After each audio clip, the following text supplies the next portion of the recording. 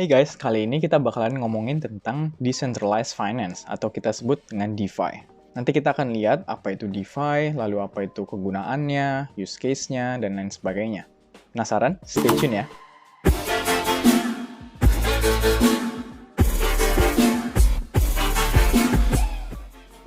Buat kalian yang pertama kali mengunjungi channel FWB, perkenalin nama gue Jonas Sunandar. Di channel ini kita bakalan banyak ngomongin tentang teknologi blockchain. Tapi nggak cuma di arah cryptocurrency, tapi lebih ke arah teknologi blockchain-nya. Tapi di video kali ini kita bakalan ngomongin topik yang sangat hangat, yaitu tentang DeFi. DeFi adalah kependekan dari Decentralized Finance. Itu artinya Decentralized Application yang berfokus pada sektor finansial. Bentuk aplikasinya itu ada banyak ya. Misalkan lending, borrowing, saving, lalu decentralized exchange, dan lain sebagainya.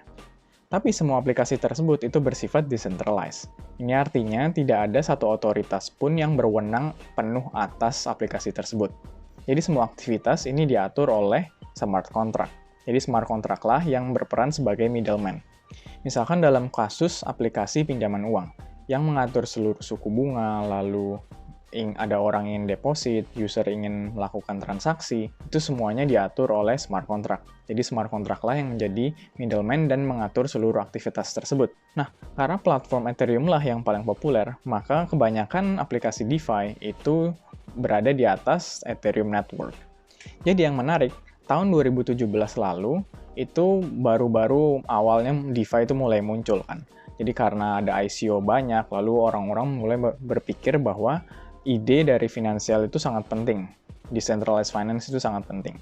Yang menariknya adalah, Juni tahun 2020, jumlah uang yang ada di smart contract yang ada di ekosistem DeFi itu mencapai 1 miliar dolar. Tetapi yang lebih menariknya lagi, itu berarti kan membutuhkan 2-3 tahun ya untuk mendapatkan 1 miliar dolar, dari 0 dolar sampai 1 miliar dolar. Tetapi ternyata dari 1 miliar ke 2 miliar itu cuma membutuhkan 1 bulan aja. Dari awal Juni hingga awal Juli 2020. Dan gue juga baru cek juga, ternyata di akhir bulan Juli, itu uang yang sudah masuk di dalam smart contract di DeFi ekosistem itu sudah mencapai 3 miliar.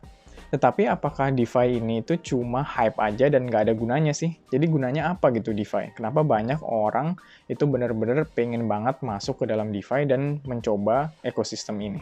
Misalkan kita berbicara tentang aplikasi pinjaman uang. Pada sistem tradisional, biasanya kita perlu mensubmit misalkan KTP, lalu NPWP, history kita, dan lain sebagainya untuk kita mendapatkan pinjaman dari institusi finansial, misalkan bank. Berarti kan sangat repot ya prosesnya, jadi kita harus datang ke bank, lalu membuktikan bahwa diri kita itu adalah orang yang benar, dan lain sebagainya. Ini sangat membutuhkan proses yang lama, dan juga biasanya di bank itu jam operasionalnya kan juga sangat terbatas, cuma ketika working hours saja. Jadi dari jam 9 hingga misalkan jam 4 atau jam 3 gitu. Tetapi ketika kita bertemu dengan DeFi untuk aplikasi pinjaman uang, kita tidak perlu memikirkan lagi yang namanya KYC. Kita cuma memerlukan collateral namanya. Jadi kita mendeposit uang kita, lalu kita bisa mendapatkan pinjaman 60% dari apa yang kita deposit. Tapi kalian pasti mikir kan, loh, kalau misalkan gue udah punya 100%, tapi kenapa gue harus minjem lagi 60% gitu kan? Use case-nya itu kayak gini. Misalkan, kalian itu memiliki 10.000 ZRX, dan kalian cukup yakin ya, misalkan harga ZRX itu bakal naik. Apa yang akan kalian lakukan? Kalian harusnya akan membeli ZRX jauh lebih banyak kan? Jadi yang harus kalian lakukan adalah tinggal memasukkan 10.000 ZRX itu ke dalam smart contract.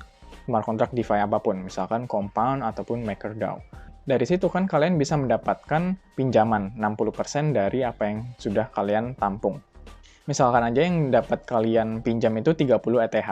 Kalian tinggal mengirim 30 ETH ini ke dalam sebuah exchange favorit kalian, misalkan Uniswap atau Binance, lalu kalian menukarkan ETH kalian dengan ZRX lagi. Kan berarti kalian akan mendapatkan 6.000 ZRX, karena kira-kira 30 ETH itu ekuivalen dengan 6.000 ZRX. Ini cuma contoh ya. Nah, berarti daripada kalian cuma memiliki 10.000 ZRX, kalian memiliki 16.000 ZRX in total. Jadi seluruhnya adalah 16.000. Jadi ketika harga ZRX naik, kalian juga pasti untungnya jauh lebih banyak kan, karena kalian memiliki 60% lebih banyak daripada yang kalian miliki. Kalian tinggal bayar aja seluruh bunga yang harus kalian bayar. Ini bunganya itu dihitung per blok ya. Tapi semakin cepat kalian bayar, itu semakin berkurang juga bunga yang harus kalian bayarkan. Terus ada project DeFi apa aja sih yang menarik? Kalian kalau mau belajar tentang DeFi, kalian bisa masuk ke defipulse.com atau loanscan.com. Di situ kalian akan mendapatkan seluruh informasi tentang DeFi yang terkini dan juga siapa yang memiliki interest rate-nya paling tinggi atau APY-nya paling tinggi. Kalau di DeFi Pulse, kalian bisa ngelihat bahwa ternyata proyek DeFi itu nggak cuma tentang pinjaman uang. Walaupun memang yang paling terkenal sekarang itu adalah Compound dan MakerDAO. Itu adalah dua-duanya itu untuk pinjaman uang. Sebenarnya ada aplikasi lain, misalkan decentralized exchange, lalu ada derivatif, ada juga aset, dan lain sebagainya. Ini semua bersifat decentralized.